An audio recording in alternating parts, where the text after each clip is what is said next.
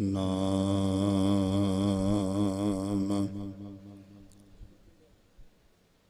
ਵਾਹਿਗੁਰੂ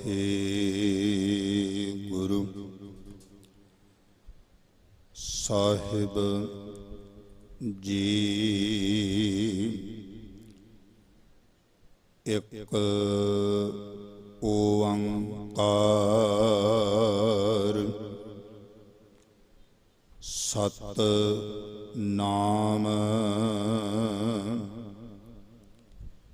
ਕਰਤਾ ਪੁਰਖ ਨਿਰਭਉ ਨਿਰਵੈਰ ਅਕਾਲ ਮੂਰਤ ਅਜੂਨੀ ਸੈਭੰ ਗੁਰ ਪ੍ਰਸਾਦ। ਪੋਥੀ ਪਰਮੇਸ਼ਰ ਕਾ ਥਾਨ, ਸਾਧ ਸੰਗ ਗਾਵਹਿ ਗੁਣ ਗੋਬਿੰਦ। ਪੂਰਨ ਬ੍ਰਹਮ ਗਿਆਨ, ਪੋਥੀ ਪੁਰਾਣ ਕਮਾਈਐ। ਭਉ ਵੱਟੀ ਇਤ ਤਨ ਪਾਈਐ, ਸੱਚ ਬੂਝਣ ਆਣ ਜਲਾਈਐ। ਇਹ ਤੇਲ ਦੀਵਾ ਇਉਂ ਜਲੈ, ਕਰ ਚਾਨਣ ਸਾਹਿਬ ਤਉ ਮਿਲੈ। ਇਹ ਤੇਲ ਦੀਵਾ ਇਉਂ ਜਲੈ, ਕਰ ਚਾਨਣ ਸਾਹਿਬ ਤਉ ਮਿਲੈ। ਹਾਜ਼ਰਾ ਹਜ਼ੂਰ ਜ਼ਾਰਾ ਜ਼ਹੂਰ, ਜਾਗਤ ਜੋਤ ਜਗਤ ਗੁਰੂ। ਜੁਗੋ ਜੋਗੇ ਅਟਲ, ਚਵਰ ਛਤਰ ਤਖਤ ਦੇ ਮਾਲਕ। ਦਸਾਂ ਪਾਤਸ਼ਾਹਾਂ ਦੇ ਆਤਮਿਕ ਸਰੂਪ। ਧੰਨ ਧੰਨ ਸ੍ਰੀ ਗੁਰੂ ਗ੍ਰੰਥ ਸਾਹਿਬ ਸੱਚੇ ਪਾਤਸ਼ਾਹ ਜੀ ਮਹਾਰਾਜ ਦੇ ਪਾਵਨ ਸਜੇ ਹੋਏ ਸੱਚਖੰਡ ਦਰਬਾਰ ਵਿਖੇ ਅੱਜ ਦੇ ਰਾਤਰੀ ਦੇ ਵਿਸ਼ੇਸ਼ ਸਜੇ ਹੋਏ ਦੀਵਾਨ ਵਿੱਚ ਆਪਣੀ ਆਪਣੀ ਹਾਜ਼ਰੀ ਲਵਾ ਕੇ ਅਤੇ ਤਨ ਮਨ ਧਨ ਦੁਆਰਾ ਸੇਵਾਵਾਂ ਕਰਕੇ ਆਪਣੇ ਕੀਮਤੀ ਮਨੁੱਖਾ ਜੀਵਨ ਨੂੰ ਸਫਲ ਬਣਾ ਰਹੀ ਗੁਰੂ ਪਿਆਰੀ ਗੁਰੂ ਸਵਾਰੀ ਅਤੀ ਸਤਿਕਾਰਯੋਗ ਸਾਧ ਸੰਗਤ ਜੀ, ਪ੍ਰੇਮ ਸਹਿਤ ਗੁਰਫਤਿਹ ਦੀ ਸਾਂਝ ਕਰੋ ਜੀ। ਵਾਹਿਗੁਰੂ ਜੀ ਕਾ ਖਾਲਸਾ, ਵਾਹਿਗੁਰੂ ਜੀ ਕੀ ਫਤਿਹ। ਗੁਰਬਾਣੀ ਇਸ ਜਗ ਮਹਿ ਚਾਨਣ, ਕਰਮ ਵਸੈ ਮਨ ਆਏ।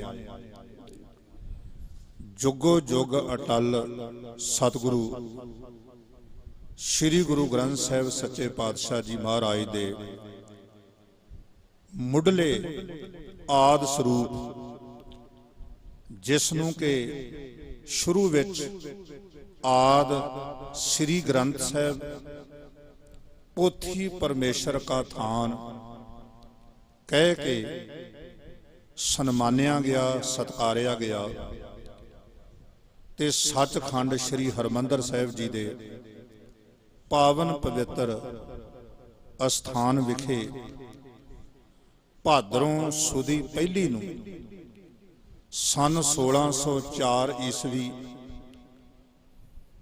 ਬ੍ਰਹਮ ਗਿਆਨੀ ਬਾਬਾ ਬੁੱਢਾ ਸਾਹਿਬ ਜੀ ਨੇ ਪਾਵਨ ਪਵਿੱਤਰ ਅੰਮ੍ਰਿਤਮਈ ਬਾਣੀ ਦੇ उस महान पावन पवित्र ग्रंथ पोथी परमेश्वर का थान, जिसदा अमृत वेले संगत दी हजूरी दे विच धन गुरु अर्जन देव साहब सच्चे पातशाह जी महाराज जी दी हजूरी विच उन्हां दे दिशा निर्देशां दे अनुसार अमृतमई बाणी दे पावन पवित्र ग्रंथ दा प्रकाश कीता, जिस नूं कि इतिहास विच श्री गुरु ग्रंथ साहिब जी दे पहले प्रकाश दिहाड़े दे नाम नाल जानिया जांदा है अते हर साल ही गुरु नानक नाम लेवा सिख संगतां पूरे विश्व दे अंदर, पूरी दुनिया दे अंदर जिथे जिथे भी संगतां मौजूद हन, इस पावन पवित्र दिहाड़े नूं बड़े प्यार सत्कार उत्साह ते शरधा भावना दे नाल मनाउंदियां हन। इस पावन पवित्र अस्थान ते जो 8 दिनां दा ये विशेष गुरमत समागम रोजाना कथा विचार दे रूप दे विच आरंभ कीता गया है। अज पहले दिन दी शुरुआत हुई है ते दास नूं जो विशा दिता गया है, पावन पवित्र अमृतमयी धुर दरगाही बाणी दी एकत्रता अते संपादना,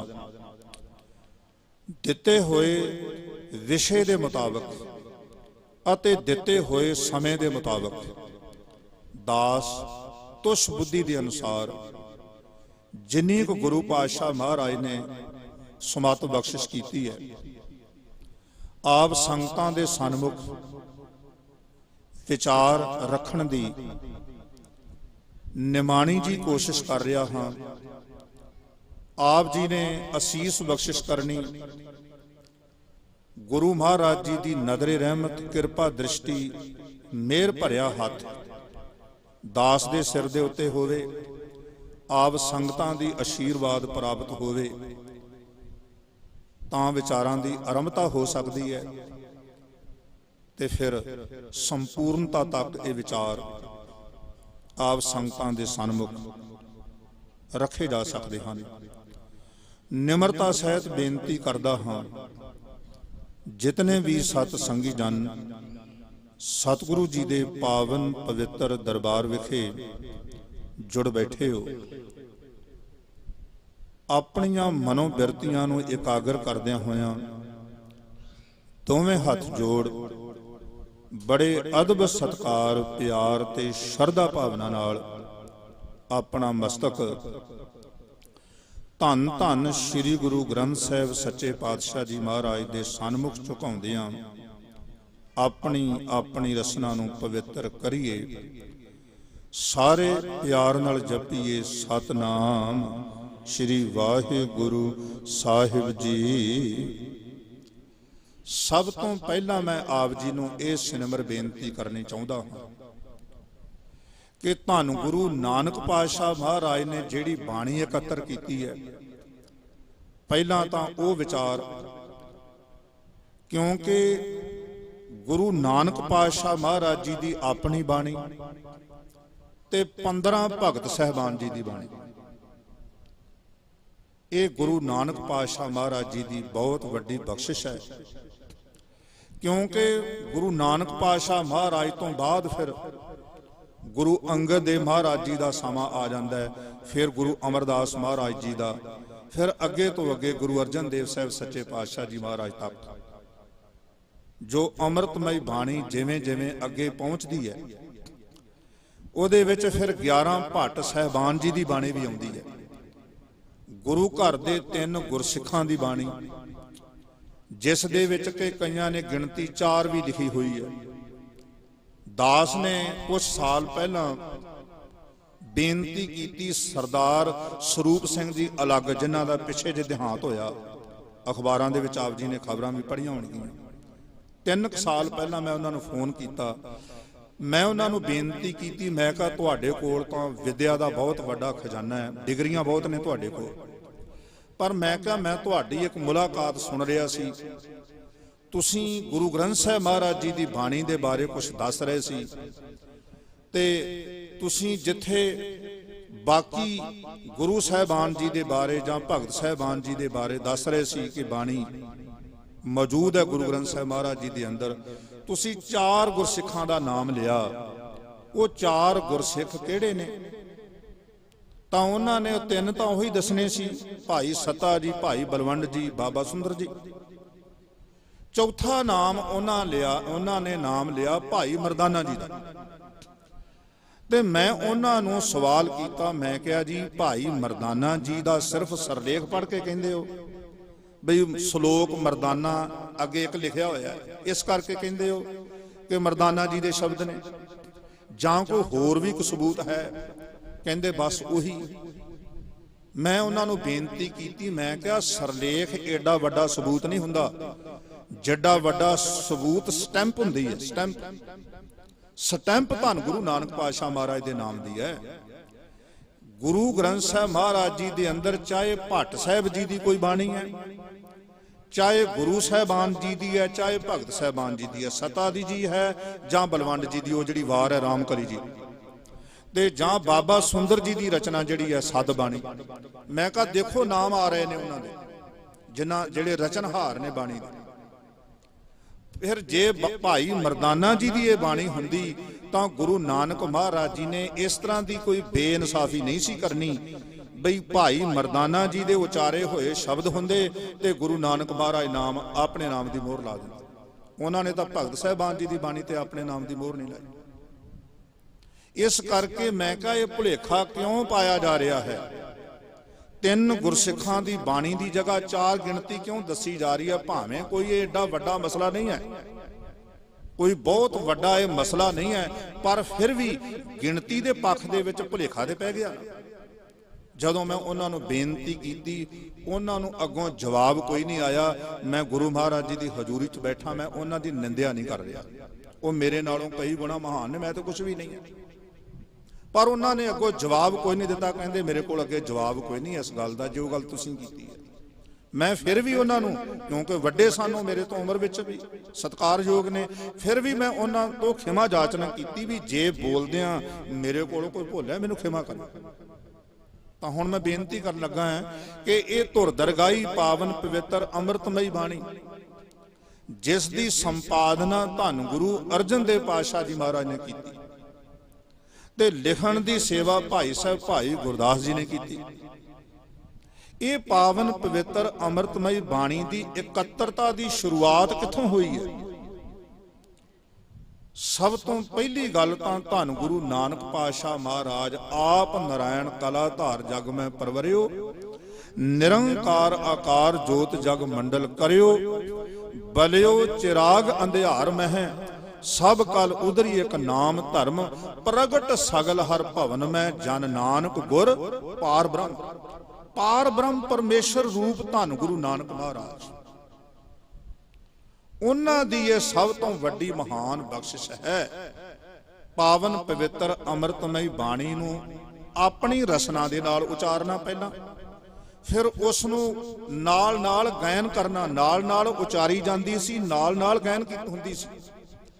ਤਾਂ ਹੀ ਤੇ ਜਨਮ ਸਾਖੀਆਂ ਦੇ ਵਿੱਚ ਜਦੋਂ ਅਸੀਂ ਇਤਿਹਾਸ ਪੜ੍ਹਦੇ ਹਾਂ ਤਾਂ ਇਹ ਲਫ਼ਜ਼ ਅਸੀਂ ਸੁਣਦੇ ਵੀ ਹਾਂ, ਪੜ੍ਹਦੇ ਵੀ ਹਾਂ ਕਿ ਧੰਨ ਗੁਰੂ ਨਾਨਕ ਪਾਤਸ਼ਾਹ ਜੀ ਮਹਾਰਾਜ ਆਪਣੇ ਸਾਥੀ ਭਾਈ ਮਰਦਾਨਾ ਜੀ ਨੂੰ ਕਹਿੰਦੇ ਸਨ, ਮਰਦਾਨਿਆਂ ਰਬਾਬ ਵਜਾ ਧੁਰ ਦਰਗਾਹੀ ਅੰਮ੍ਰਿਤਮਈ ਬਾਣੀ ਆਈ ਹੈ। ਤਾਂ ਉਹ ਬਾਣੀ ਆਉਂਦੀ ਕਿੱਥੇ ਸੀ? ਗੁਰੂ ਨਾਨਕ ਪਾਤਸ਼ਾਹ ਮਹਾਰਾਜ ਦੇ ਅੰਤਸ਼ਕਰਨ ਦੇ ਅੰਦਰ।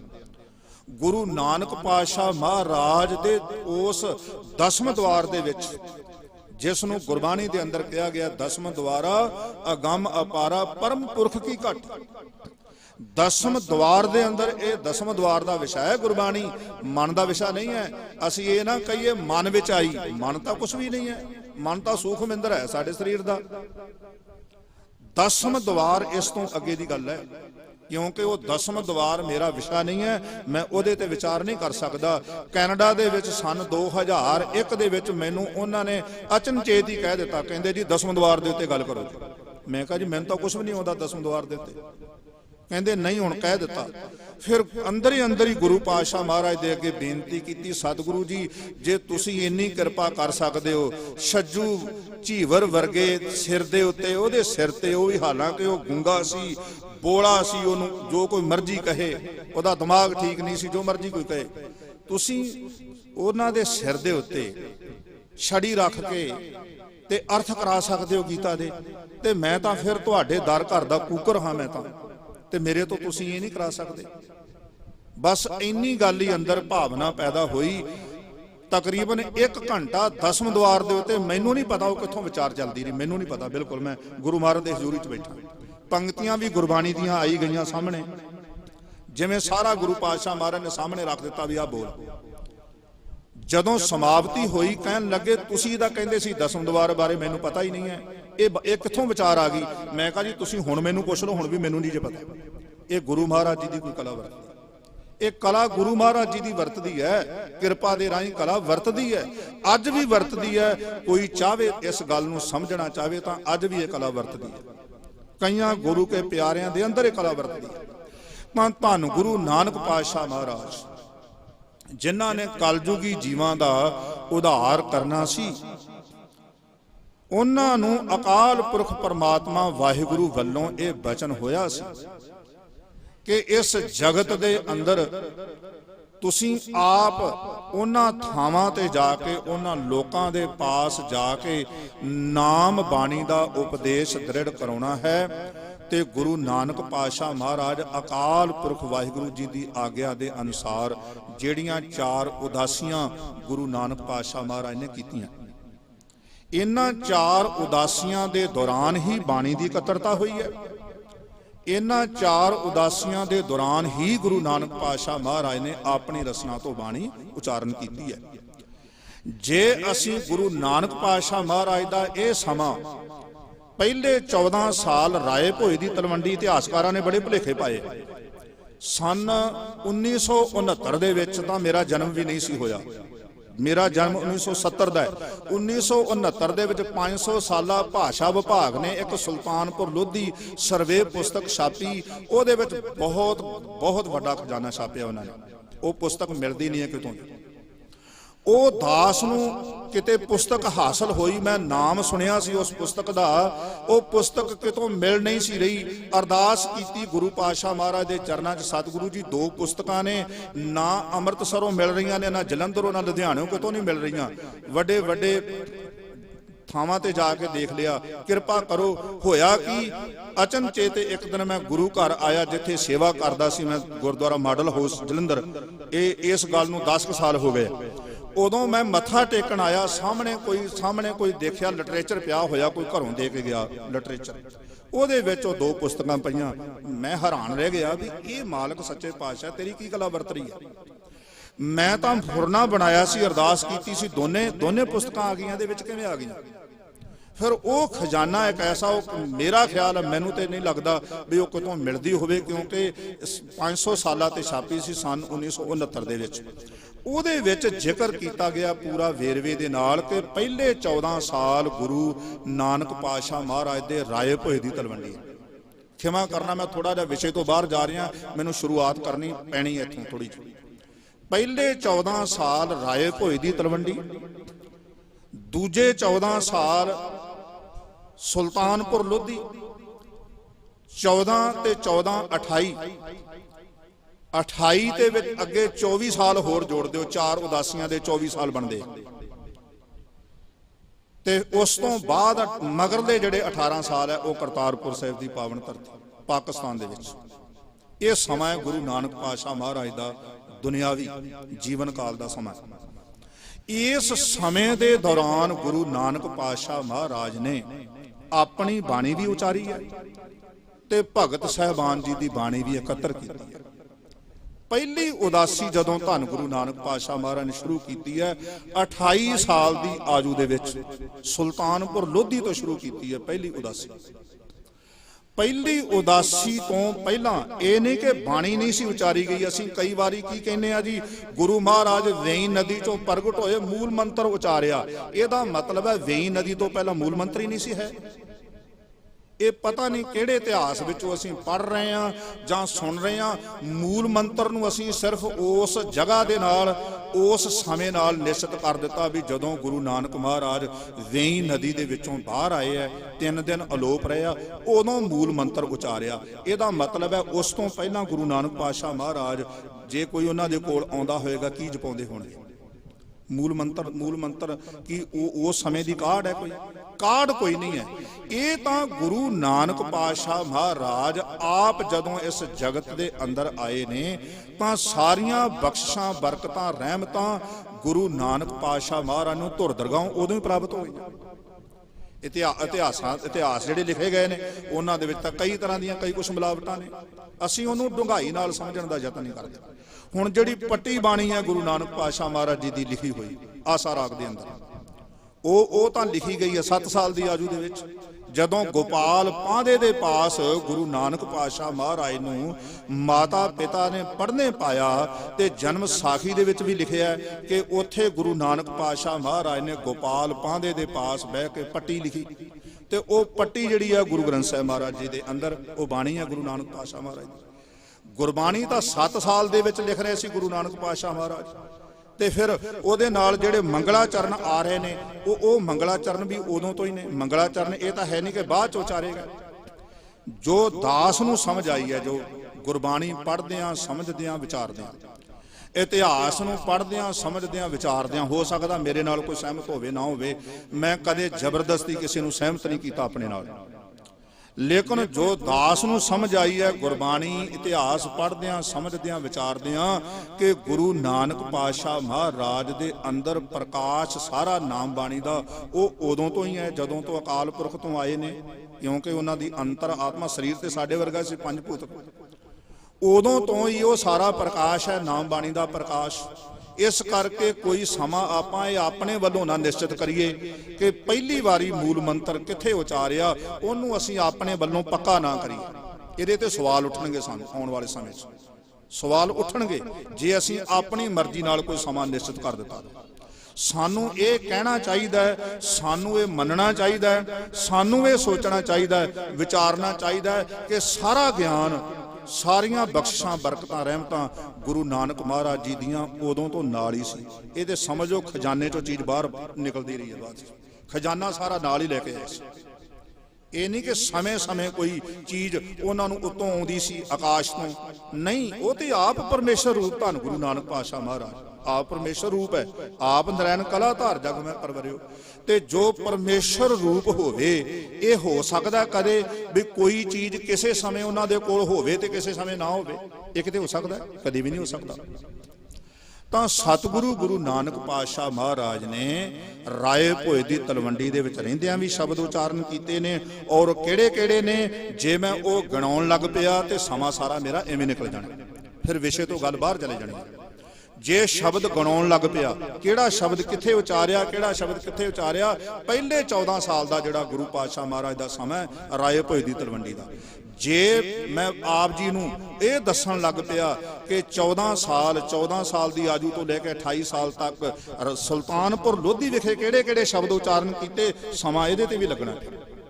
ਤੇ ਜੇ ਮੈਂ ਇਹ ਬੇਨਤੀ ਕਰਨ ਲੱਗ ਪਿਆ ਕਿ 4 ਉਦਾਸੀਆਂ ਦੇ ਦੌਰਾਨ ਕਿੱਥੇ-ਕਿੱਥੇ ਗੁਰੂ ਨਾਨਕ ਪਾਤਸ਼ਾਹ ਮਹਾਰਾਜ ਗਏ ਨੇ ਤੇ ਕਿੱਥੇ-ਕਿੱਥੇ ਕਿਹੜੀ ਬਾਣੀ ਉਚਾਰਨ ਕੀਤੀ ਹੈ, ਆਪ ਆਪਣੀ ਰਸਨਾ ਤੋਂ ਸ਼ਬਦ ਗਾਇਨ ਕੀਤੇ ਨੇ, ਅਤੇ ਕਿਹੜੇ-ਕਿਹੜੇ ਭਗਤ ਸਾਹਿਬਾਨ ਜੀ ਦੀ ਬਾਣੀ ਜਿਹੜੀ ਹੈ ਇਕੱਤਰ ਕੀਤੀ ਹੈ, ਇਹਨੂੰ ਵਿਸਥਾਰ ਦੇ ਨਾਲ ਮੈਂ ਬੇਨਤੀ ਕਰਨ ਲੱਗ ਪਿਆ ਤੇ ਇਹਦੇ ਲਈ ਸਮਾਂ ਕਾਫੀ ਚਾਹੀਦਾ।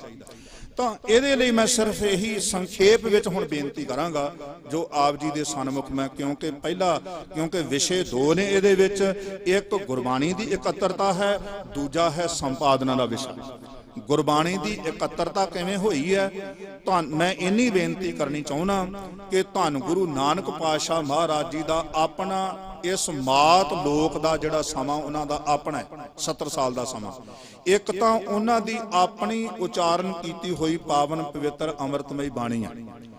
ਭਾਈ ਸਾਹਿਬ ਭਾਈ ਗੁਰਦਾਸ ਜੀ ਨੇ ਇੱਕ ਗਵਾਹੀ ਦਿੱਤੀ ਹੈ, ਫਿਰ ਬਾਬਾ ਆਇਆ ਕਰਤਾਰਪੁਰ, ਭੇਖ ਉਦਾਸੀ ਸਗਲ ਉਤਾਰਾ, ਪੈਰ ਸੰਸਾਰੀ ਕੱਪੜੇ ਮੰਜੀ ਬੈਠ ਕੇ ਅਵਤਾਰਾ। ਤਾਂ ਬਾਣੀ ਮੁਖੋਂ ਉਚਾਰੀ ਹੈ, होए रोशनाई मिटे अंधारा। ये जिहड़ी बाणी है, कुछ बाणी गुरु नानक पातशाह महाराज ने 18 साल जदों खेतीबाड़ी का काम किया है, करतारपुर की पावन धरती जो इस वेले पाकिस्तान दे विच है, उत्थे रहिंदियां खेतीबाड़ी का काम करदियां होयां उदों भी गुरु नानक पातशाह महाराज जी ने बाणी उचारी है। सोदर आरती गावी है, अमृत वेले जाप उचारा। यह मर्यादा है उथों दी करतारपुर साहिब की पावन पवित्र धरती की, जिथे धन गुरु नानक पातशाह जी महाराज ने अपनी संसारक जिंदगी के पिछले 18 साल जिथे बतीत किए ने। तां जदों सतगुरु गुरु नानक पातशाह महाराज चले ने, सुल्तानपुर लोधी तो पहली उदासी आरंभ की है, तां जिथे जिथे भी गुरु नानक पातशाह महाराज रुकते रहे ने, उत्थे कोई ना कोई अचनचेत कौतक ही वरतदा रहा, कुछ ना कुछ। और एहो जिहा कौतक वरतदा रहा जिहड़ा पहला कदे नहीं वरतदा रहा। गुरु महाराज कोई करामातां दिखाउण वास्ते नहीं सी आए, पर अचनचेत बहुत कुछ होया वापरिया जिहड़ा करामातां नालों घट नहीं। करामात ते कुछ भी नहीं है। असीं करामात नूं बहुत वड्डी चीज़ मनते हैं। करामात तां कुछ भी नहीं है। गुरु नानक पातशाह महाराज जी दे अंदर दा जिहड़ा ज्ञान सी, धुर दरगाई रब्बी विज्ञान, करामातां तां तुछ है उहदे सामने। गुरु नानक पातशाह महाराज ने जदों सिद्धां दे नाल बचन विलास कीते ने, तां सिद्धां ने एक सवाल कीता सी गुरु नानक पातशाह महाराज जी। कहन लगे गुरु नानक पातशाह महाराज ने, सिद्ध आखण सुन नानका तोहे जग नूं क्या करामात दिखाई। क्योंकि सिद्धनाथ जोगी जिहड़े सी, करामातां च विश्वास रखते सी, वो आप भी बड़े वड्डे वड्डे करामाती सी। वो गुरु नानक पातशाह महाराज नूं कहन लगे भी तुसीं किहड़ी जगत नूं करामात दिखाती, सारा जगत तुहाडे चरनां ते झुकदा है। असीं वड्डे वड्डे जोगी नाथ सिद्ध बड़ियां वड्डियां वड्डियां असीं करामाती शक्तियां दे मालक, साडा प्रभाव वो नहीं पै सकिया जिहड़ा तुहाडा प्रभाव पै गया। दसो कुछ विखाले असां नूं, तोहें क्यों ढिल अवेही लाई। कुछ करामात सानू भी दिखा, जिहड़ी जगत नूं दिखाई है सानू भी दिखा, असीं भी देख लईए किहड़ी करामात है। ते गुरु नानक पातशाह महाराज ने अगों उत्तर की दिता सी, आख्या सी बाझों सच्चे नाम दे होर करामात असां ते नहीं। आख्या गुरबाणी संगत बिना दूजी ओट नहीं है राई, बाझों सच्चे नाम दे होर करामात असां ते नहीं। ओ केड़ी गुरबाणी, ओ धुर दरगाई रब्बी बाणी, अकाल पुरख परमात्मा वाहिगुरू जी दी बाणी, जिसनों गुरु ग्रंथ साहिब महाराज जी दे अंदर आख्या गया, वाह वाह बाणी निरंकार है तिस जेवड़ अवर ना कोई। जिस बाणी नूं निरंकार दा दर्जा प्राप्त है, अकाल पुरख परमात्मा वाहिगुरू जी दा रूप है। क्यों? क्योंकि परमेश्वर दी आवाज है। गुरबाणी जिहड़ी है ये कोई मनुखी रचना नहीं है, मनुखी दिमाग दी काढ़ नहीं है, ये किसी कवि दी रचना नहीं है। इनू क्यों दर्जा दिता गया? धन गुरु ग्रंथ साहिब महाराज जी दी बाणी नूं गुरु दा दर्जा दिता गया, परमेश्वर दा दर्जा दिता गया। बाणी गुरु, गुरु है बाणी, विच बाणी अमृत सारे गुर। बाणी कहे सेवक जन मानै, प्रतख गुरु निस्तारे। धन गुरु रामदास पातशाह महाराज ने बचन किया। जामा भावें चौथा है, पर सिद्धांत उही है गुरु नानक पातशाह महाराज वाला। क्योंकि जो तोहा जुगत साए सै काया फिर पलटी। क्योंकि काया पलटी है, जोत उही है। गुरु नानक पातशाह महाराज ने अपने जीवन काल के दौरान ਜਿਹੜੀਆਂ 4 ਉਦਾਸੀਆਂ ਕੀਤੀਆਂ, 15 ਭਗਤ ਸਹਿਬਾਨ जी की बाणी गुरु नानक पातशाह महाराज ने आप एकत्र की। पर कुछ ग्रंथ ऐसे है ने जिन्हां दा प्रचार पिछले सालों च बहुत होया। उन्हां ग्रंथां च की लिखिया है, हालांकि वो गल कसवट्टी ते पूरी नहीं उतरदी। लिखिया है कि गुरु अर्जन देव महाराज जदों संपादना करन लगे अमृतमय बाणी श्री रामसर साहिब के पावन पवित्र स्थान ते, क्योंकि वो एक भुलेखा है, वो भी मैं बेनती करनी चाहना आप जी, क्योंकि वो बाणी की इकत्तरता के नाल संबंधित है। वो भी गल गुरु अर्जन देव पातशाह महाराज के बारे कुछ ग्रंथां दे विच लिखिया गया। मैं ग्रंथां दा नाम नहीं लेना, मैं जानबुझ के नाम नहीं ले रहा। ग्रंथां दे नाम दा मैनूं पता है, पर मैं लेना नहीं चाहता। क्यों? कईयां दे मनां च कई तरह के विवाद, कई तरह के कई ख्याल पैदा होंदे ने, वो तुसीं आप देख लेना। कुछ ग्रंथां दे विच लिखिया ਕਿ ਗੁਰੂ ਅਰਜਨ ਦੇਵ ਪਾਤਸ਼ਾਹ ਮਹਾਰਾਜ ਜਦੋਂ ਆਦਿ ਸ੍ਰੀ ਗੁਰੂ ਗ੍ਰੰਥ ਸਾਹਿਬ ਜੀ ਦੇ ਮੁੱਢਲੇ ਸਰੂਪ ਦੀ ਸੰਪਾਦਨਾ ਕਰਨ ਲੱਗੇ ਤਾਂ ਉਹਨਾਂ ਨੇ ਇੱਕ ਬਹੁਤ ਵੱਡਾ ਤੰਬੂ ਲਾ ਦਿੱਤਾ, ਉੱਥੇ ਪਰਦੇ ਲਾ ਦਿੱਤੇ, 15 ਭਗਤਾਂ ਦੀਆਂ ਰੂਹਾਂ ਨੂੰ ਸੱਦਿਆ। 15 ਭਗਤਾਂ ਦੀਆਂ ਰੂਹਾਂ ਨੂੰ ਸੱਦ ਕੇ ਉਹਨਾਂ ਨੂੰ ਕਿਹਾ ਆਪਣੀ ਆਪਣੀ ਬਾਣੀ ਲਿਖਾਓ, ਤੇ 15 ਭਗਤਾਂ ਨੇ ਕਹਿੰਦੇ ਉੱਥੇ ਆ ਕੇ ਆਪਣੀ ਬਾਣੀ ਲਿਖਾ ਦਿੱਤੀ। ਇੰਨੀ ਗੱਲ ਦੇ ਵਿੱਚ ਇਹ ਸਿੱਧ ਕਰਨ ਦੀ ਕੋਸ਼ਿਸ਼ ਕੀਤੀ ਵੀ ਗੁਰੂ ਅਰਜਨ ਦੇਵ ਮਹਾਰਾਜ ਜੀ ਦੇ ਪਾਸ ਭਗਤ ਆਪ ਆ ਕੇ ਹਾਜ਼ਰ ਹੋਏ, ਜਦੋਂ ਕਿ ਗੁਰੂ ਗ੍ਰੰਥ ਸਾਹਿਬ ਮਹਾਰਾਜ ਜੀ ਦੀ ਬਾਣੀ ਗਵਾਹੀ ਦਿੰਦੀ ਹੈ ਕਿ ਐਸੀ ਘਟਨਾ ਹੋਈ ਨਹੀਂ ਹੈ। ਇਤਿਹਾਸ ਆਪਣੇ ਆਪ 'ਚ ਗਵਾਹੀ ਦਿੰਦਾ ਹੈ, ਗੁਰਬਾਣੀ ਆਪਣੇ ਆਪ 'ਚ ਗਵਾਹੀ ਦਿੰਦੀ ਹੈ। ਇਸ ਤਰ੍ਹਾਂ ਨਹੀਂ ਹੋਇਆ। ਗੁਰੂ ਅਰਜਨ ਦੇਵ ਮਹਾਰਾਜ ਜੀ ਨੇ 15 ਭਗਤਾਂ ਦੀਆਂ ਆਤਮਾਵਾਂ ਨੂੰ, ਰੂਹਾਂ ਨੂੰ ਨਹੀਂ ਸੱਦਿਆ। ਬਾਣੀ ਦਾ ਪਹਿਲਾਂ ਮੌਜੂਦ ਸੀ ਗੁਰੂ ਅਰਜਨ ਦੇਵ ਪਾਤਸ਼ਾਹ ਮਹਾਰਾਜ ਦੇ ਕੋਲ, ਕਿਉਂਕਿ ਅੰਮ੍ਰਿਤਮਈ ਬਾਣੀ ਦੀ ਇਕੱਤਰਤਾ ਧੰਨ ਗੁਰੂ ਨਾਨਕ ਪਾਤਸ਼ਾਹ ਮਹਾਰਾਜ ਨੇ ਕੀਤੀ ਹੈ। ਜਦੋਂ ਗੁਰੂ ਨਾਨਕ ਮਹਾਰਾਜ ਆਪਣੀ ਪਹਿਲੀ ਪੂਰਬ ਦੀ ਉਦਾਸੀ ਤੇ ਜਾਂਦੇ ਨੇ ਤਾਂ ਪੂਰਬ ਦੀ ਉਦਾਸੀ ਸ਼ੁਰੂ ਕਰਨ ਤੋਂ ਪਹਿਲਾਂ, ਕਿਉਂਕਿ ਜਦੋਂ ਉਹ ਇਥੋਂ ਸੁਲਤਾਨਪੁਰ ਤੋਂ ਚੱਲਦੇ ਨੇ, ਲਾਹੌਰ ਜਾਂਦੇ ਨੇ, ਐਮਨਾਬਾਦ ਜਾਂਦੇ ਨੇ, ਉਸ ਤੋਂ ਬਾਅਦ ਪਹਿਲੀ ਉਦਾਸੀ ਆਰੰਭ ਕਰਨ ਤੋਂ ਪਹਿਲਾਂ ਸੱਜਣ ਠੱਗ ਨੂੰ ਮਿਲਦੇ ਨੇ।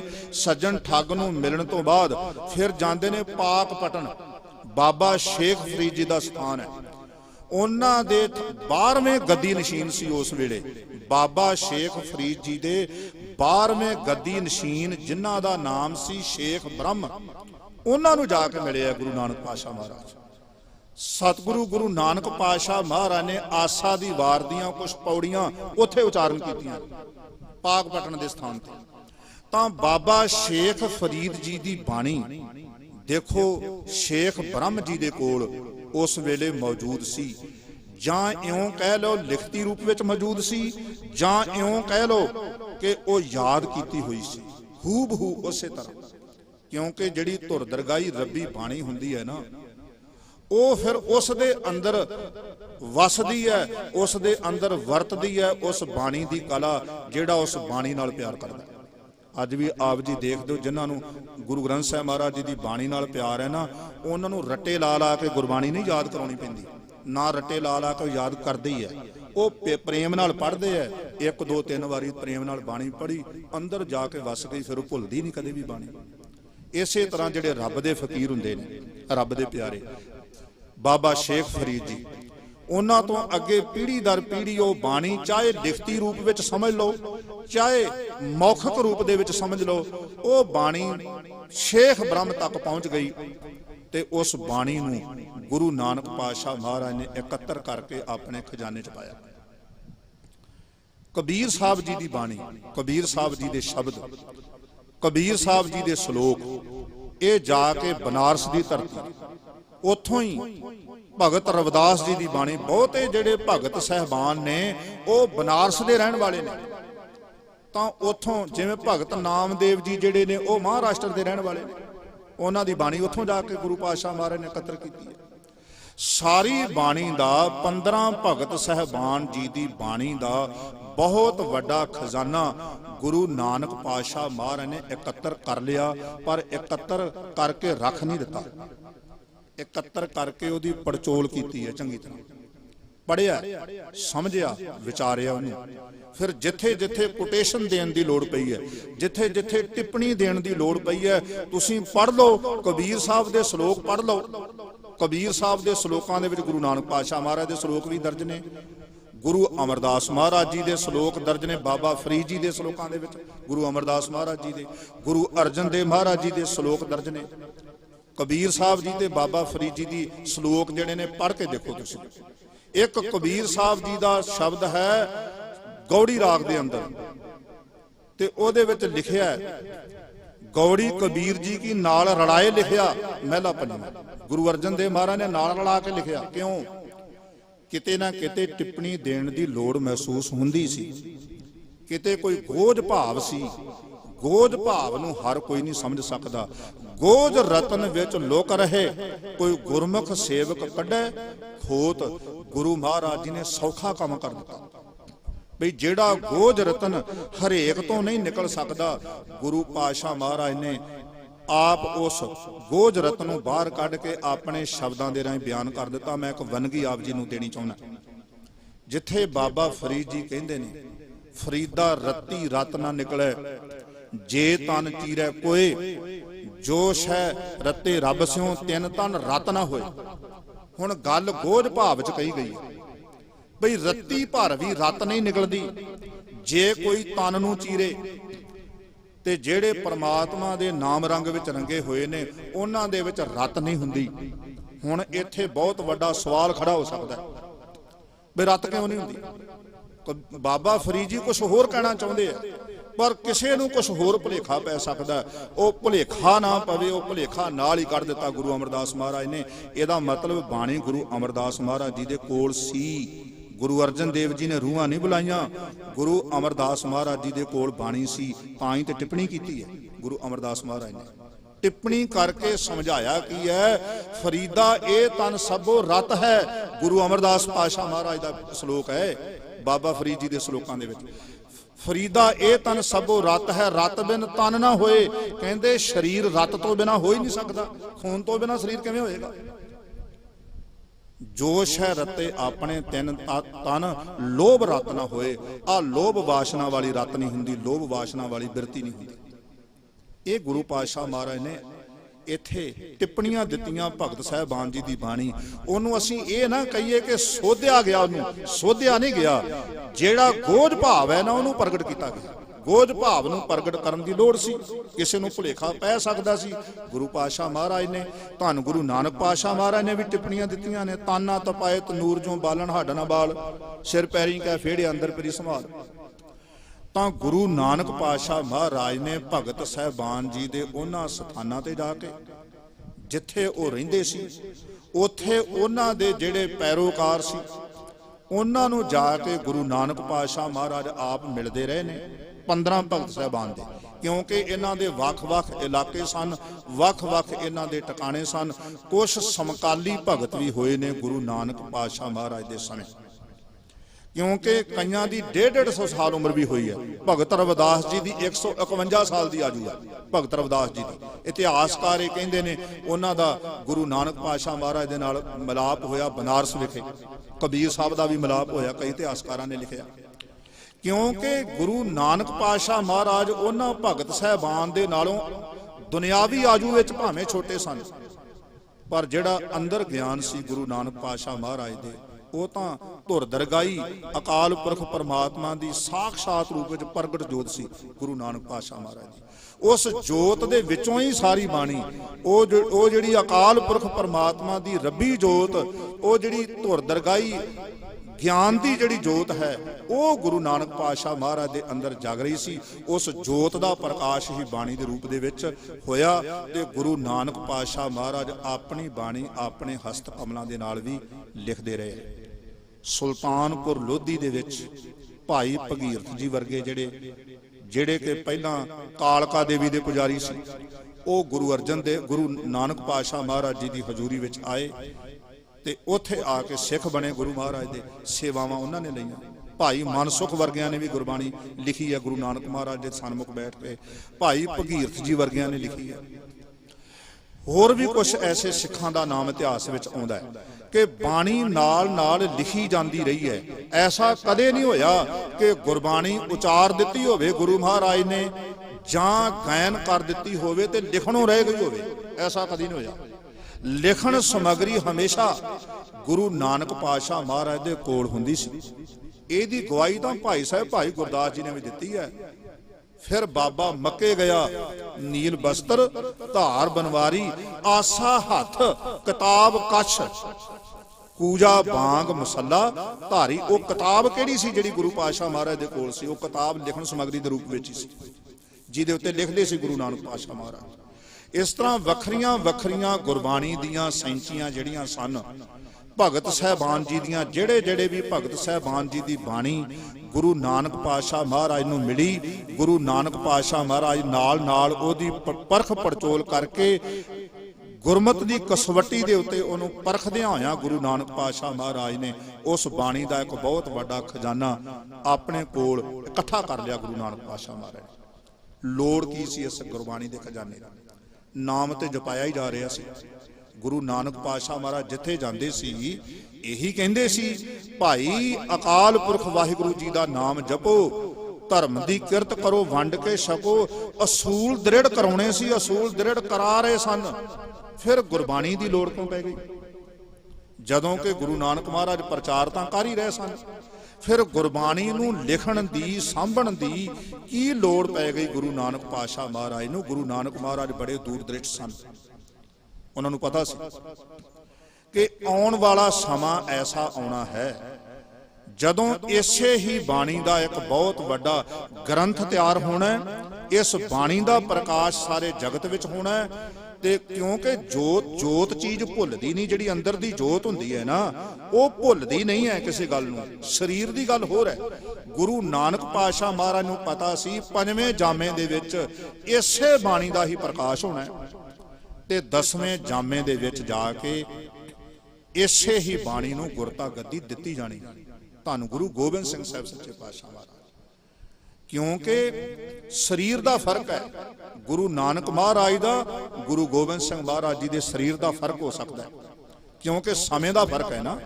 ਗੁਰੂ ਨਾਨਕ ਪਾਤਸ਼ਾਹ ਮਹਾਰਾਜ ਪਹਿਲੇ ਪਾਤਸ਼ਾਹ ਨੇ, ਗੁਰੂ ਗੋਬਿੰਦ ਸਿੰਘ ਮਹਾਰਾਜ 10ਵੇਂ ਪਾਤਸ਼ਾਹ ਨੇ। ਸਰੀਰ ਦਾ ਵੀ ਫਰਕ ਹੈ, ਸਮੇਂ ਦਾ ਵੀ ਫਰਕ ਹੈ ਬਹੁਤ ਵੱਡਾ, ਪਰ ਜੋਤ ਦਾ ਕੋਈ ਫਰਕ ਨਹੀਂ ਹੈ।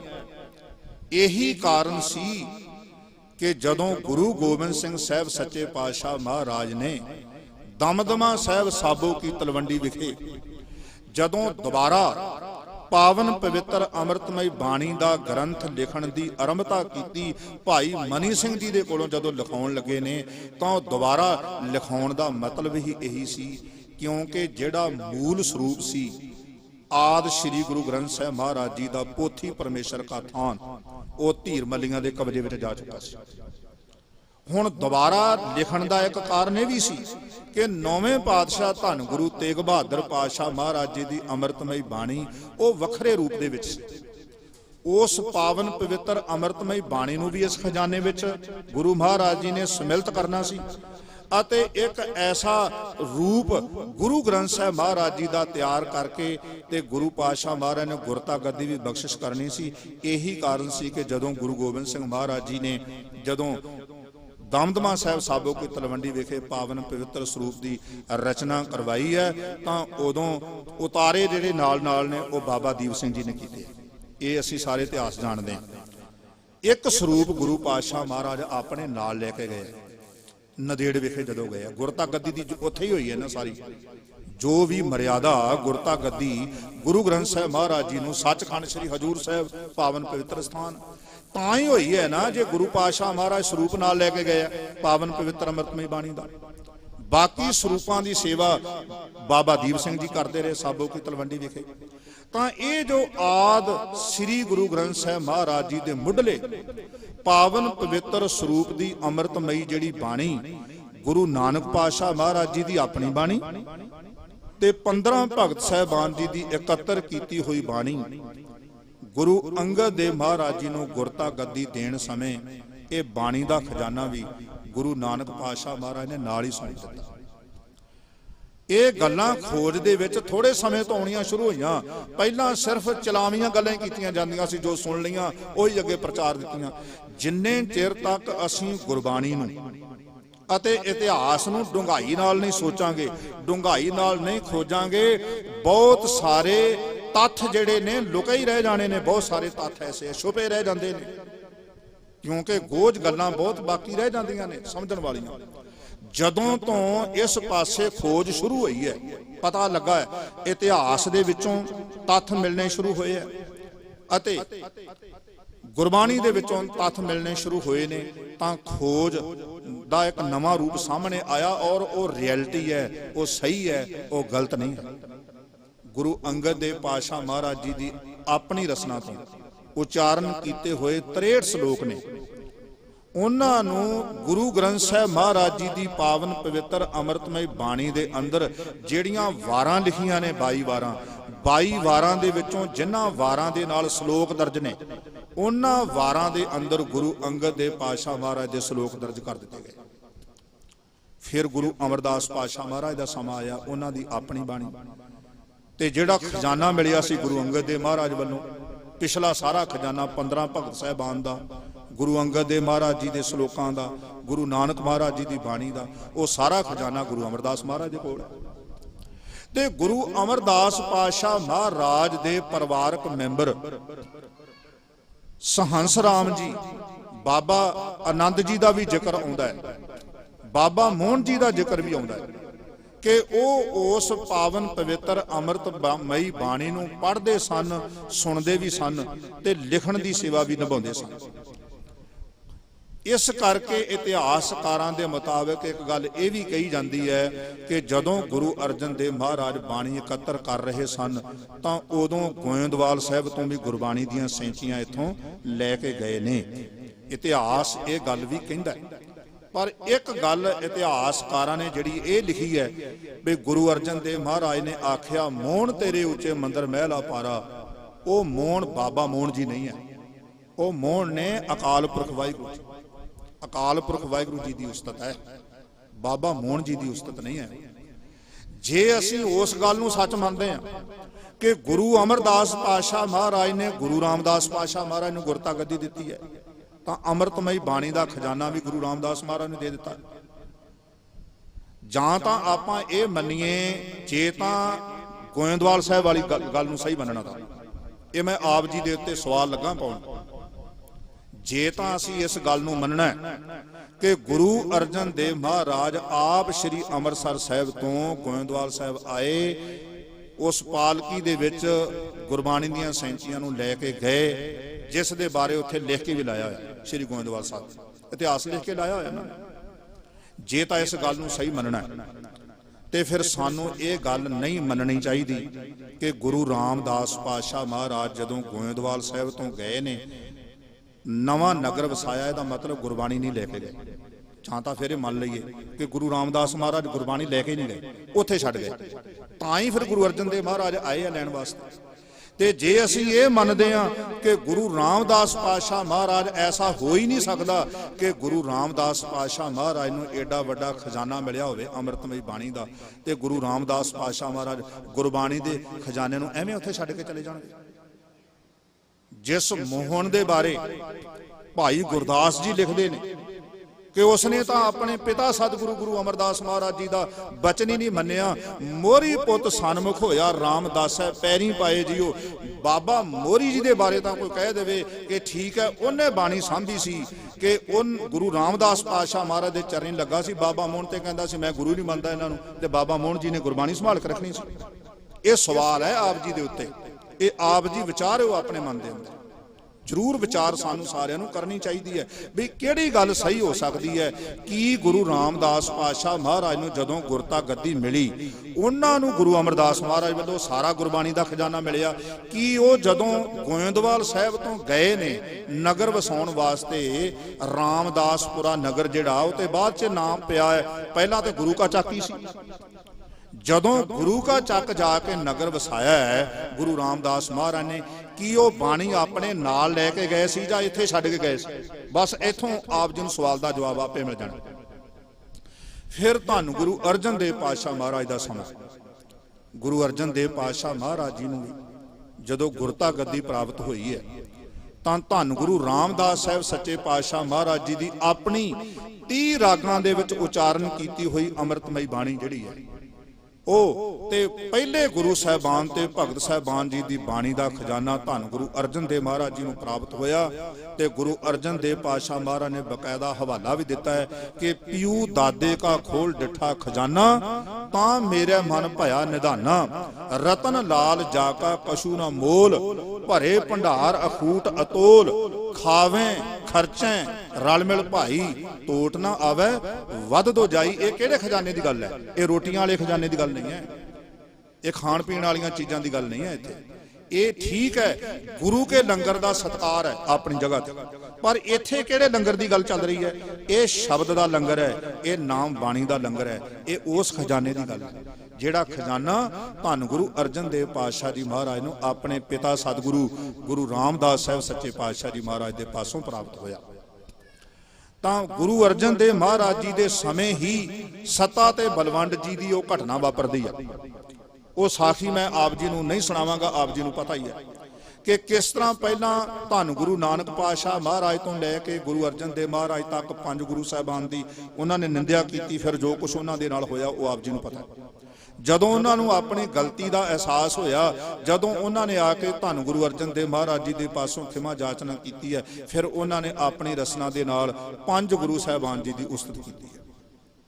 ਤੇ ਪੰਜ ਗੁਰੂ ਸਾਹਿਬਾਨ ਜੀ ਦੀ ਜਿਹੜੀ ਉਸਤਤ ਕੀਤੀ ਹੈ ਉਹ ਫਿਰ ਰਾਮ ਕਲੀ ਰਾਗ ਦੇ ਅੰਦਰ ਵਾਰ ਦੇ ਰੂਪ ਦੇ ਵਿੱਚ, ਕਿਉਂਕਿ ਉਹਨਾਂ ਨੇ ਸੰਗਤ ਵਿੱਚ ਗਾਈ ਹੈ ਉਹ ਵਾਰ ਸੱਤਾ ਤੇ ਬਲਵੰਡ ਜੀ ਨੇ, ਕਿਉਂਕਿ ਗੁਰੂ ਘਰ ਦੇ ਰਬਾਬੀ ਸੀ, ਕੀਰਤਨੀਏ ਸੀ, ਉਹਨਾਂ ਨੇ ਗਾਈ। ਤੇ ਵੇਖੋ ਗੁਰੂ ਅਰਜਨ ਦੇਵ ਪਾਤਸ਼ਾਹ ਮਹਾਰਾਜ ਜੀ ਨੇ ਕਿੰਨਾ ਪਿਆਰ ਕੀਤਾ ਉਹਨਾਂ ਦੇ ਨਾਲ। ਗੁਰੂ ਮਹਾਰਾਜ ਦੇ ਅੰਦਰ ਕੋਈ ਰੰਜਿਸ਼ ਨਹੀਂ, ਹਾਲਾਂਕਿ ਦੇਖੋ ਨਿੰਦਿਆ ਵੀ ਹੋਈ ਹੈ ਗੁਰੂ ਮਹਾਰਾਜ ਜੀ ਦੀ, ਫਿਰ ਵੀ ਬਖਸ਼ ਦਿੱਤਾ ਗੁਰੂ ਪਾਤਸ਼ਾਹ ਮਹਾਰਾਜ ਨੇ, ਬਖਸ਼ ਕੇ ਉਹਨਾਂ ਦਾ ਨਾਮ ਸਦਾ ਦੇ ਲਈ ਰੋਸ਼ਨ ਕਰ ਦਿੱਤਾ। ਜੇ ਉਹਨਾਂ ਨੇ ਗੁਰੂ ਸਾਹਿਬਾਨ ਜੀ ਦੀ ਉਸਤਤ ਕੀਤੀ ਤੇ ਉਹਨਾਂ ਨੇ ਗਾਵੀ, ਤੇ ਗੁਰੂ ਅਰਜਨ ਦੇਵ ਮਹਾਰਾਜ ਜੀ ਨੇ ਭਾਈ ਗੁਰਦਾਸ ਜੀ ਨੂੰ ਆਖਿਆ ਕਲਮ ਬੰਦ ਕਰ ਲਓ, ਇਹਨਾਂ ਨੇ ਵੀ ਜਿਹੜੀ ਵਾਰ ਗਾਈ ਹੈ ਇਹਨੂੰ ਵੀ ਕਲਮ ਬੰਦ ਕਰ ਲਓ।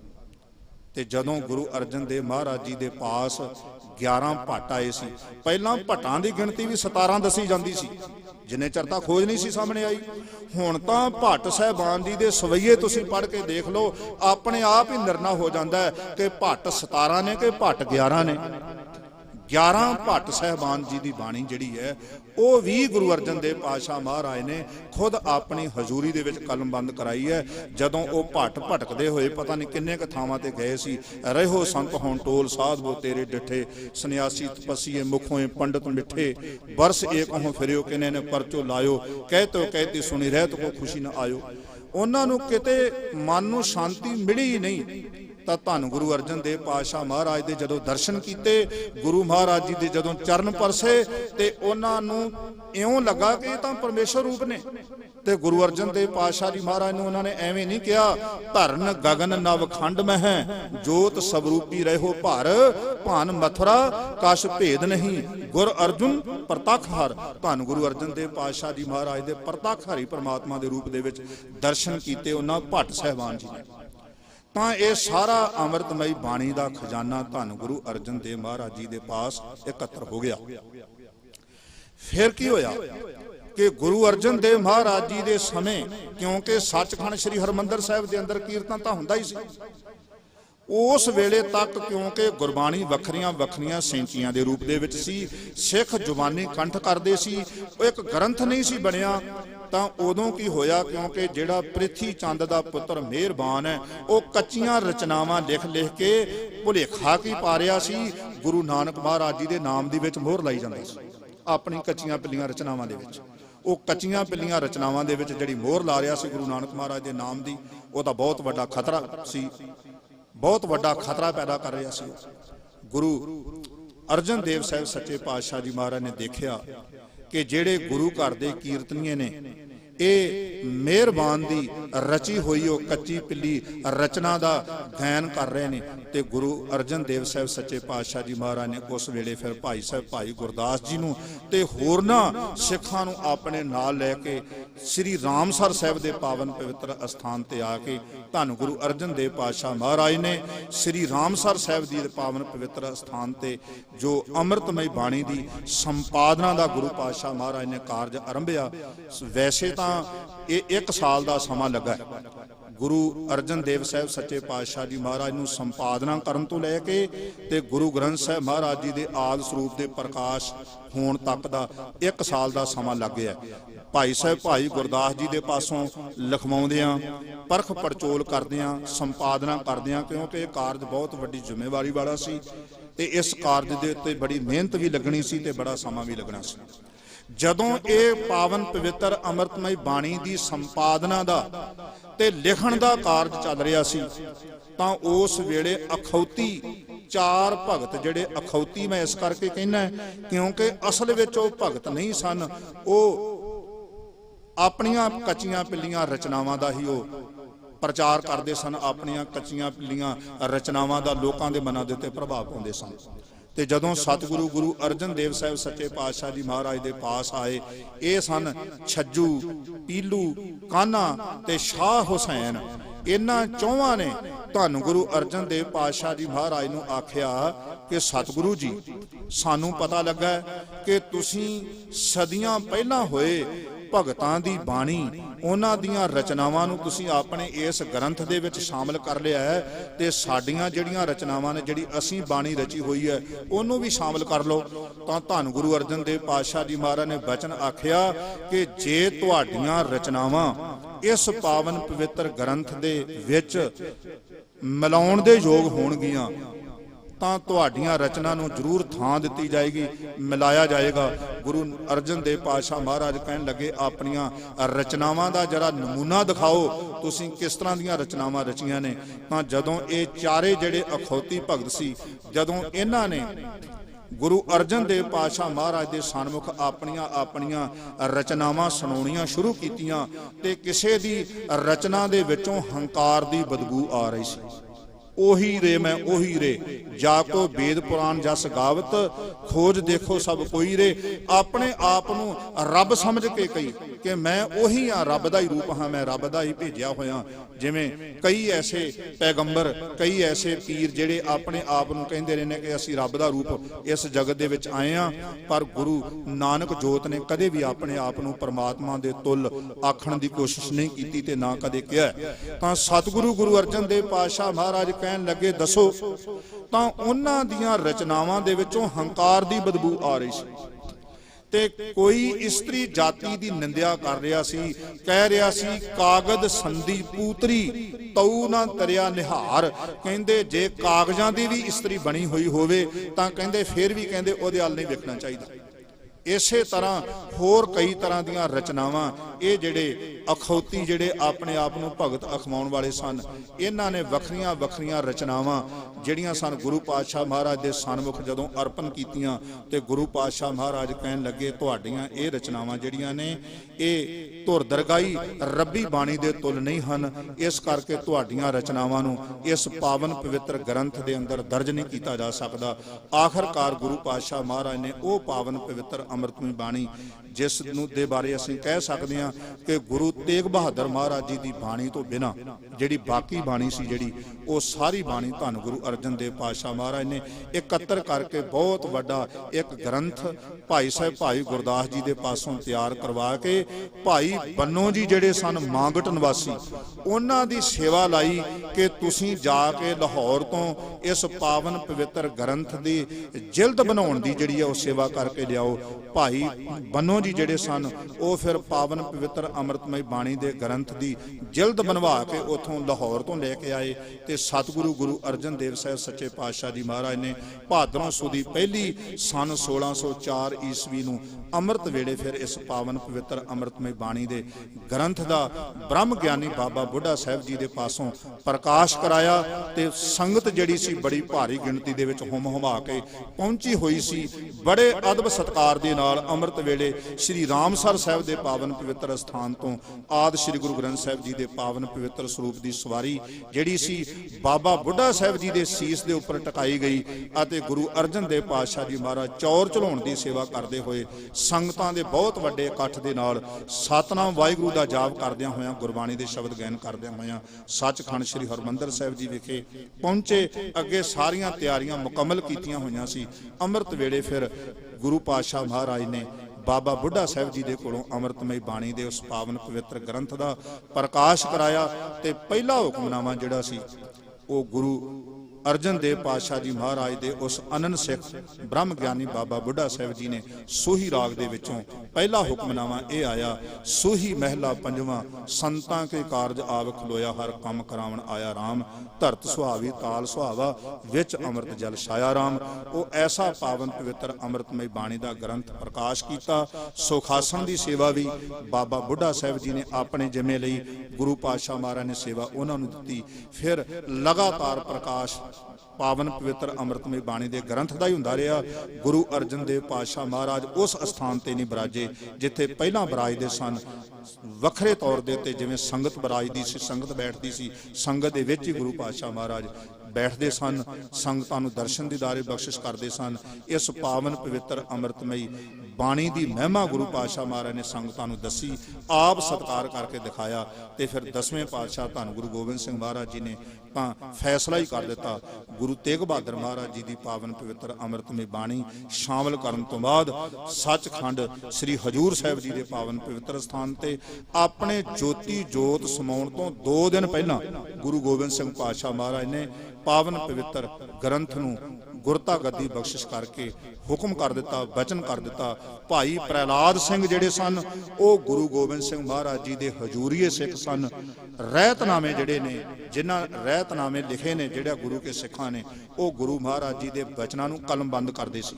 कलमबंद बचन होया, अकाल पुरख के हुक्म स्यों प्रगट चलायो पंथ, सब सिखन को हुक्म है गुरु मान्यो ग्रंथ। इस नूं दूजी तरह भी लिखा गया है, आग्या भई अकाल की तबै चलायो पंथ, सब सिखन को हुक्म है गुरु मान्यो ग्रंथ। भाव दो रहतनामिਆਂ ਦੇ ਵਿੱਚ अलग अलग तरह ਦੇ ਨਾਲ है, अर्थ ਇਹਦਾ ਉਹੀ है, अर्थ 'ਚ ਕੋਈ फर्क नहीं है। अकाल पुरख के बचन स्यों प्रगट चलायो पंथ ਜਾਂ आग्या भई अकाल की तभी चलायो पंथ, कोई फर्क नहीं ਇਹਦੇ 'ਚ। ਤਾਂ ਗੁਰੂ ਪਾਤਸ਼ਾਹ ਮਹਾਰਾਜ ਨੇ ਇਹ ਬਹੁਤ ਵੱਡੀ ਬਖਸ਼ਿਸ਼ ਸਮੁੱਚੀ ਮਾਨਵਤਾ ਦੇ ਵਾਸਤੇ ਕੀਤੀ ਹੈ। ਗੁਰਬਾਣੀ ਇਸ ਜੱਗ ਮੈਂ ਚਾਨਣ, ਸਿੱਖਾਂ ਦਾ ਹੀ ਗੁਰੂ ਨਹੀਂ, ਧੰਨ ਗੁਰੂ ਗ੍ਰੰਥ ਸਾਹਿਬ ਮਹਾਰਾਜ ਸਿੱਖਾਂ ਦੇ ਗੁਰੂ ਨਹੀਂ, ਸਮੁੱਚੀ ਮਾਨਵਤਾ ਦੇ ਗੁਰੂ ਨੇ। ਸਮੁੱਚੀ ਮਾਨਵਤਾ ਨੂੰ, ਸਮੁੱਚੀ ਕਾਇਨਾਤ ਨੂੰ ਗਿਆਨ ਦੇਣ ਵਾਲੇ ਨੇ। ਇਹ ਤਾਂ ਸਾਡੇ ਵੱਡੇ ਭਾਗ ਨੇ ਕਿ ਸਾਨੂੰ ਸੇਵਾ ਕਰਨ ਦਾ ਸੁਭਾਗ ਪ੍ਰਾਪਤ ਹੋਇਆ। ਸਿੱਖ ਕੌਮ ਨੂੰ ਗੁਰੂ ਪਾਤਸ਼ਾਹ ਮਹਾਰਾਜ ਨੇ ਸੇਵਾ ਕਰਨ ਦਾ ਸੁਭਾਗ ਬਖਸ਼ਿਸ਼ ਕੀਤਾ। ਬਾਕੀ ਗਿਆਨ ਜਿਹੜਾ ਖੱਤਰੀ ਬ੍ਰਾਹਮਣ ਸੂਦ ਵੈਸ਼ ਉਪਦੇਸ਼ ਚੋਂ ਵਰਨਾ ਕੋ ਸਾਂਝਾ, ਸਮੁੱਚੀ ਮਾਨਵਤਾ ਨੂੰ ਗਿਆਨ ਮਿਲਦਾ ਰਿਹਾ ਤੇ ਆਉਣ ਵਾਲੇ ਸਮੇਂ ਤੱਕ ਮਿਲਦਾ ਰਹੇਗਾ।